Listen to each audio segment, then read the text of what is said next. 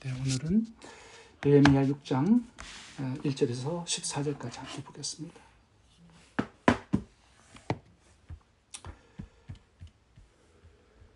느헤미야의 성벽 건축이 완공을 앞두고 있습니다. 이제 성문만 달면 끝납니다. 예루살렘 성에는 문이 10개가 있는데요. 이제 이 성문 10개를 건축하면 이제 100% 성벽이 완공이 됩니다. 이 마지막 단계에 도달해서 느헤미야는 굉장히 큰 시험을 당하게 됩니다. 산발랏, 도비야, 게셈이라는 원수들이 이방인들을 동원해가지고 마지막 이 문을 닫는 이 공사를 할 수 없도록 느헤미야를 죽이려는 그런 음모를 꾸밉니다. 오늘 본문에는 원수들의 3가지 공격이 나오는데요. 첫 번째는 느헤미야를 오노라는 평지로 끌어내어서 이제 죽이려는 계획을 세웠습니다. 만나서 자세한 이야기를 나눠보자는 거예요. 거절하죠.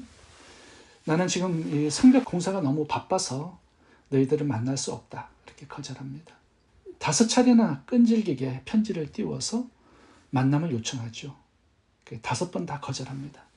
두 번째 원수들의 공격은 악한 소문을 내는 것이었습니다. 이 산발랏이 봉하지 않는 편지를 한 사람을 통해서 전달합니다. 대부분 편지를 보낼 때는 인봉을 하죠. 그리고 도장도 찍고 열어보지 못하도록. 그런데 인봉하지 않은 편지를 느헤미야에게 전달했다라는 것은 많은 사람들이 이제 이 편지 내용을 보고 소문을 퍼뜨릴 수 있도록 그렇게 한 거죠. 근데 편지의 내용을 보면은 이 성벽 건축의 목적이 느헤미야가 유대 백성의 왕이 되어서 이 페르시아 아닥사스다 왕을 모반하려는 그런 계획을 꾸민 것이다라고 이제 헛된 소문을 내기 시작합니다. 만약에 이 소문이 페르시아 왕에게 들어가면 느헤미야는 사형을 당하겠죠. 세 번째 전략은 뭐냐 하면 이제 첫 번째, 두 번째 계획이 실패로 돌아갑니다. 그러니까 어떤 전략을 쓰냐 하면 제사장 선지자들에게 뇌물을 먹입니다. 그래서 이 느헤미야를 종교적인 범죄자로 만들어서 죽도록 그렇게 계획을 꾸민 거예요. 이 뇌물을 먹은 사람들이 굉장히 많습니다. 오늘 본문을 읽어보면 스마야라는 제사장이 지금 너의 목숨이 위험하기 때문에 성전에 들어와서 숨어라 당분간, 이제 그렇게 유인하죠. 이 성전 안은 제사장 외에는 들어갈 수 없잖아요. 그래서 만약에 느헤미야가 자기 목숨 때문에 성전에 들어가 숨었다면 이제 종교적으로 범죄자가 되는 거죠. 그래서 종교적인 사형을 내릴 수가 있는 것입니다. 또 암살자를 보내서 죽일 수도 있는 거죠. 상당히 집요한 느헤미야를 죽이기 위한 그런 음모들이 이 동족을 통해서도 지금 일어나고 있습니다. 10절 읽어보겠습니다. 이후에 무헤다벨의 손자 들라야의 아들 스마야가 두문불천하기로 내가 그 집에 가니 제가 이르기를 저희가 너를 죽이러 올 터이니 우리가 하나님의 전으로 가서 외소 안에 있고 그 문을 닫자. 저희가 필연 밤에 와서 너를 죽이리라. 도비야와 산발락에게 뇌물을 받고 내게 이런 예언을 함이라. 내 하나님이여 도비야와 산발락과 여선지 노야다와 그 남은 선지자들을 무릇 나를 두렵게 하고자 한 자들의 소위를 기억하옵소서. 여기 보면 동족들이 배반합니다. 여기 여선지자 노야다도 있고요. 그 남은 선지자들도 있어요. 뇌물을 받은 사람들이 한두 사람이 아니다라는 뜻이죠. 지금 성벽을 건축을 하는 느헤미야를 죽이기 위해서 동족들이 뜻을 모으고 있습니다. 원수들에게 뇌물을 먹었기 때문이죠. 느헤미야가 상당히 큰 시험에 빠져 있는 것을 보게 됩니다. 근데 느헤미야가 이런 시험들을 잘 이기고 극복하고 승리했습니다. 그래서 성문을 다 달아요. 52일 만에 성벽 공사를 마무리합니다. 우리가 하나님의 나라를 위해서 사역을 하다 보면 이런 산발랏, 도비야, 세겜 그리고 나를 모함하는 많은 사람들이 있습니다. 그런 사람들을 만날 수 있어요. 심지어는 같은 동료들, 같은 성도들이 헛소문을 내고 모함하고 왕따시키고 공격할 수 있습니다.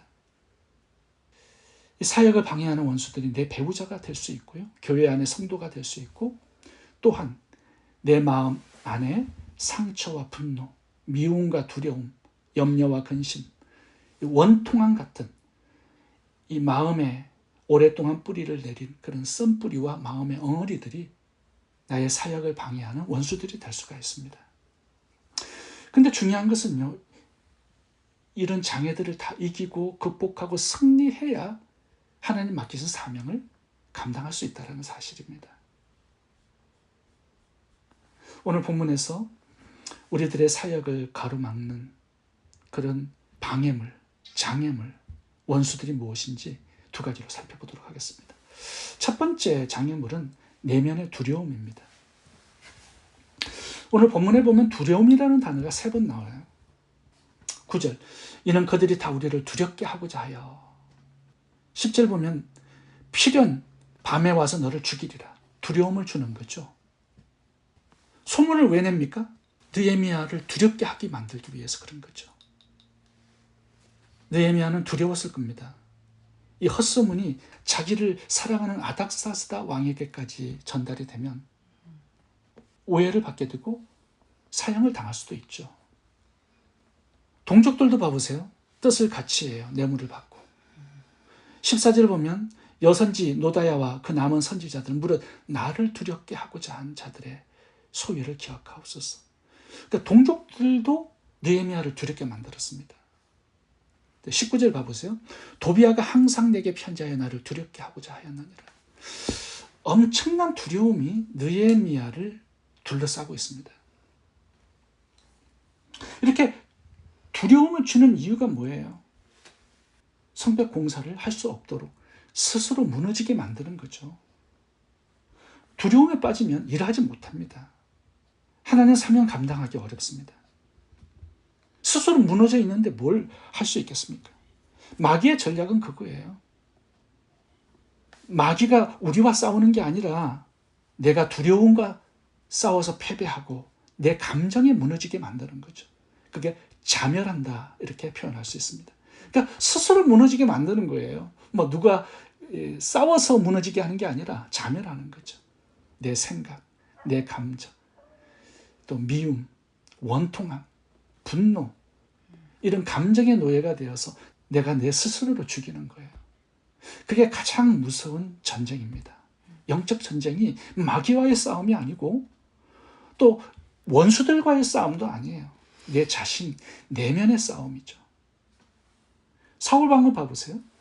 다윗을 미워하는 그 미움에 무너지잖아요. 전 일생이 무너집니다. 감정의 노예가 되는 거죠. 마귀와 싸워서 진 게 아니라 자기 자신과의 싸움에서 무너지고 패배한 겁니다. 그만큼 이 내면의 감정이 무서운 거예요. 왜 자살합니까? 자기 스스로에게 무너진 거예요. 왜 분노하고, 왜 미워하고, 왜 원통해하고, 왜 원망하고, 왜 그렇게 되는 거죠? 스스로의 감정에 무너져 내린 것입니다. 가장 중요한 게 두려움이에요. 누구에게나 두려움이 있습니다. 사역을 하다 보면 이 사람과의 갈등이 굉장히 큰 두려움이 될 수 있어요.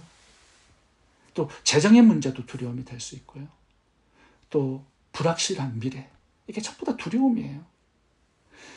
이 두려움은 예수님도 있었습니다.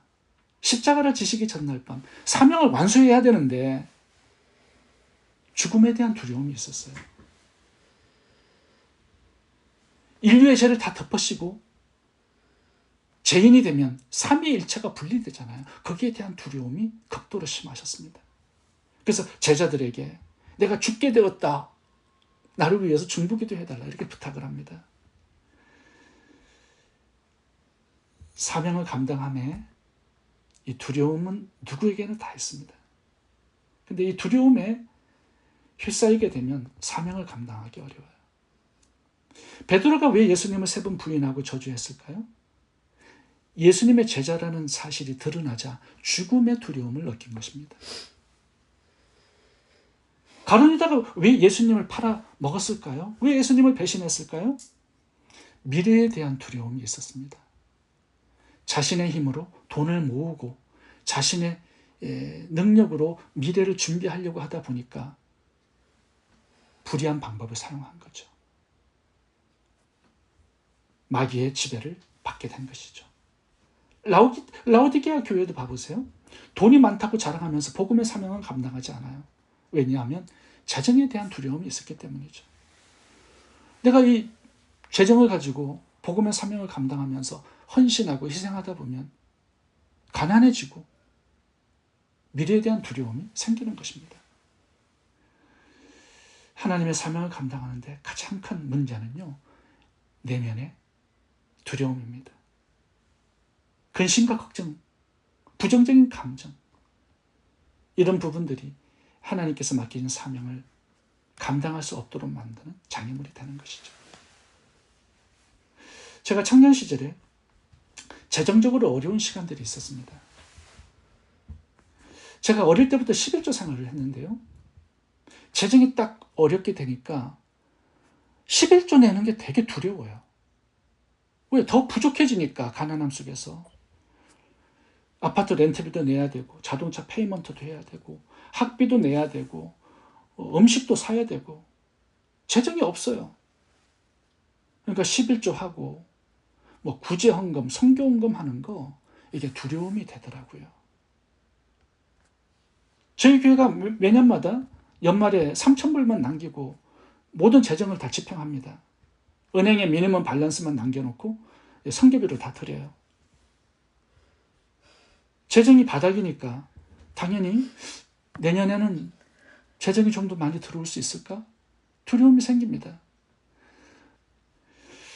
이런 불확실한 미래가 두려움이 될 수 있어요. 하나님의 사명을 감당하는 데 있어서.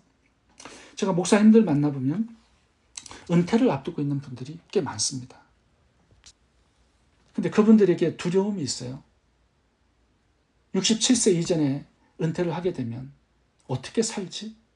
매달마다 들어오는 재정이 끊어지는데 두려움이 있어요. 근데 그 두려움을 잘 이겨나가지 못하면 사역하기가 참 어렵습니다. 느헤미야를 보면 하나님을 향한 믿음이 흔들리지 않습니다. 수많은 사람들이 죽이려고 하지만 하나님의 동행하심, 보호하심, 인도하심, 공급하심, 그 믿음에 흔들리지 않아요. 그래서 모든 것들을 하나님께 맡기고 기도합니다. 하나님, 이 상황을 돌아보아 주세요. 여선지자 노야다와 그 남은 선지자들이 나를 죽이려고 두렵게 하고 있습니다. 그들의 소위를 기억하옵소서. 이렇게 기도하면서 하나님께 맡겨드립니다. 이 상황을, 이 두려운 상황을, 마음을 맡겨드려요. 원수들을 하나님께 맡겨드려요. 두려움이라는 이 장애물을 잘 극복하고 하나님 맡기신 사명에 승리할 수 있기를 바랍니다. 두 번째 장애물은 하나님을 향한 의심과 불신입니다. 지금 마귀가 산발랏, 도비야, 세겜과 여러 이방인들을 동원해가지고 느헤미야를 죽이려고 하고 있습니다. 죽음의 이 두려움이 이 느헤미야 속에 가득 있었을 겁니다. 헛소문을 퍼뜨리고 모함해서 아닥사스다 왕에까지 이 소문이 들리게 해서 느헤미야가 죽도록 지금 그렇게 상황을 몰고 갑니다. 동족들을 돈으로 매수해가지고 느헤미야를 죽이려고 공격하고 있습니다. 그런데 이것은요, 마귀의 최종 목적이 아닙니다. 성벽 건축을 중단하게 하는 것도 마귀의 최종 목적이 아닙니다. 느헤미야의 마음속에 하나님의 사랑을 의심하고 하나님을 불신하고 믿음을 떠나게 만드는 것이 마귀의 최종 목적이에요. 느헤미야가 원망하고 하나님의 사랑 의심하고 맡기신 사명 불신하고 하나님을 떠나게 되잖아요. 그를 바라보고 있는 많은 유대인들의 믿음이 무너지게 되어 있습니다. 그러니까 마귀의 가장 최종 목표물은 느헤미야의 신앙이고 믿음이었습니다. 하나님을 떠나게 만드는 거예요. 그러면 자연히 성벽 건축은 중단될 수밖에 없겠죠. 공동체가 무너질 수밖에 없어요. 그러니까 이 모든 죽이려고 겁주는 게 이게 최종 목적이 아니라 하나님을 향한 믿음에서 떠나가게 만드는 것이 최종 목적이었습니다. 제가 지난번에 설교에서 말씀드린 대로 욥에게 엄청난 시험을 준 최종 목적은요, 10자녀 죽음으로 데려가는 거 아니었습니다. 가정을 깨뜨리고 마누라 도망가게 만드는 거 아니에요. 재산 다 빼앗아 가는 거 아니고요. 욥에게 병을 주고 노숙자 되게 하는 거 아닙니다. 그 상황 속에서 하나님의 사랑을 의심하게 만들고 하나님을 향한 믿음을 떠나가게 만드는 것이 최종 목적이죠. 요셉도 마찬가지예요. 인신매매 당하게 하고 강간범으로 감옥에 들어가게 하는 건 마귀의 최종 목적 아닙니다. 하나님을 향한 사랑을 의심하고 하나님을 향한 믿음을 떠나가게 만드는 것. 믿음을 빼앗아 가는 거 이게 최종 목적이에요. 느헤미야도 마찬가지고요. 이렇게 하나님의 일을 열심히 하고 헌신하고 충성하고 희생하면 복을 받아야 되는 게 당연하다. 형통하고 높이 올라가야 정상이다. 마귀가 그렇게 속삭이지 않았을까요? 일이 내 뜻대로 풀리지 않아요. 복을 받기는커녕 고난만 당하게 되고 핍박만 당하게 돼. 그러면 하나님의 사랑을 한 번은 의심하게 되겠죠. 하나님을 향한 믿음을 내려놓게 되고 신앙을 떠나가게 되는 거죠. 이게 마귀의 최종 목적이에요. 이렇게 고난이 오고 핍박이 오는 것을 보니까 이 성벽 건축이 원래 하나님의 뜻은 아니었나 봐. 내가 괜히 하나님이 기뻐하지도 않는 일을 내 스스로 자원해서 하고 있는 것은 아닐까. 이런 의심이 찾아오겠죠. 그리고 사명을 포기하게 되겠죠. 하나님을 떠나게 되겠죠. 이것이 마귀의 최종 목적이에요. 근데 느헤미야는 믿음에서 흔들리지 않았습니다. 그 죽음의 위험 속에서도 하나님을 향한 사랑 의심하지 않았습니다.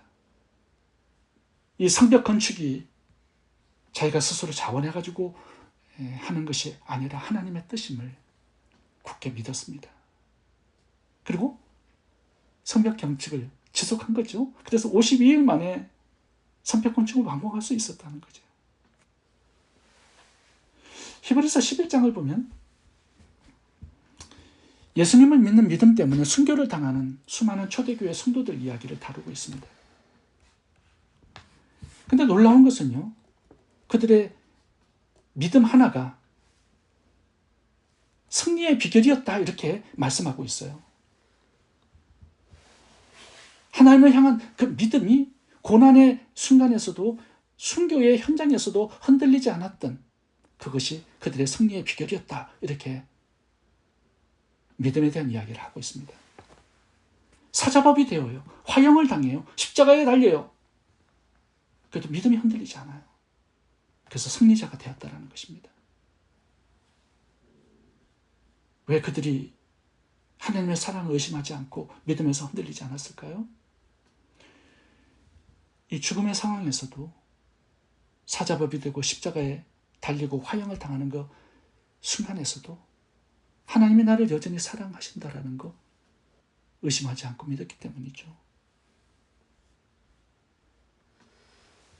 히브리서 11장 35절부터 읽고 마무리하겠습니다. 여자들은 자기의 죽은 자들을 부활로 받아들이기도 하며 또 어떤 이들은 더 좋은 부활을 얻고자 하여 심한 고문을 받되 구차히 풀려나기를 원하지 아니하였으며 또 어떤 이들은 조롱과 책찍질뿐 아니라 결박과 옥에 갇히는 시련도 받았으며 돌로 치는 것과 토비로 켜는 것과 시험과 칼로 죽임을 당하고 양과 염소의 가죽을 입고 유리하여 궁핍과 환난과 확대를 받았으니 이런 사람은 세상이 감당하지 못하느니라. 그들이 광야와 산과 동굴과 토굴에 유리하였느니라. 믿음이 흔들리지 않아요. 이게 승리의 비결이라는 것입니다. 하나님이 나를 사랑하신다라는 것. 그 의미는요, 우리가 늘 복받고 산다라는 그런 의미가 아닙니다. 늘 형통한 삶을 살아간다라는 그런 의미가 아니에요. 하나님이 나를 사랑하신다라는 게 무슨 뜻이냐면요. 2차 세계대전 때 유대인들이 아우슈비츠 감옥 안에서 가스실에서 집단 학살을 당하고 죽어갔을 때 벽에다가 한 유대인이 글을 적었어요. 도대체 하나님은 어디 계시는 것입니까? 그리고 그 밑에다가 하나님은 지금 여기 계십니다. 이 가스실에서 죽어가는 상황 속에서도 하나님이 여기 계시다라는 고백을 하는 유대인이 있었습니다. 이 가스실에 지금 우리와 함께 계십니다. 이렇게 적어놨어요. 하나님께서 우리를 사랑하시고 우리와 함께 하신다라는 거 무슨 뜻이냐 하면요. 언제나 우리를 안전하게 지켜주신다라는 뜻 아닙니다. 무풍지대로 형통의 길로 우리를 인도하신다 그런 뜻이 아니에요. 하나님께서 우리와 함께 하시고 우리를 사랑하신다라는 원래의 뜻이 뭐냐면요. 어떤 칼과 고난과 죽음의 위협도 우리를 하나님의 사랑에서 끊을 수 없다 그런 뜻입니다. 예수 그리스도 안에 있는 하나님의 사랑에서 그 어떤 것도 우리를 끊어낼 수 없다. 이 뜻이 하나님이 우리를 사랑하신다 그런 뜻입니다. 우리와 함께 하신다 그런 뜻이에요. 그래서 히브리서 11장 보면 순교의 순간에서도 하나님이 우리와 함께 하시고 우리를 사랑하신다라는 그 믿음을 가지고 순교의 마지막 순간을 맞이한 것입니다. 로마서 8장 34절부터 읽어보고 마치겠습니다. 누가 정죄하리요? 죽으실 뿐 아니라 다시 살아나신 이는 그리스도 예수시니 그는 하나님 우편에 계신 자여 우리를 위하여 간구하시는 자시니라. 누가 우리를 그리스도의 사랑에서 끊으리요? 환난이나 공고나 박해나 기근이나 적신이나 위험이나 칼이라. 그러나 이 모든 일에 우리를 사랑하시는 이로 말미암아 우리가 넉넉히 이기느니라. 내가 확신하노니 사망이나 생명이나 천사들이나 권세자들이나 현재일이나 장래일이나 능력이나 높음이나 깊음이나 다른 어떤 피조물이라도 우리를 우리 주 그리스도 예수 안에 있는 하나님의 사랑에서 끊을 수 없으리라. 아멘. 느헤미야가 이 믿음을 가지고 승리한 것입니다. 기도하겠습니다.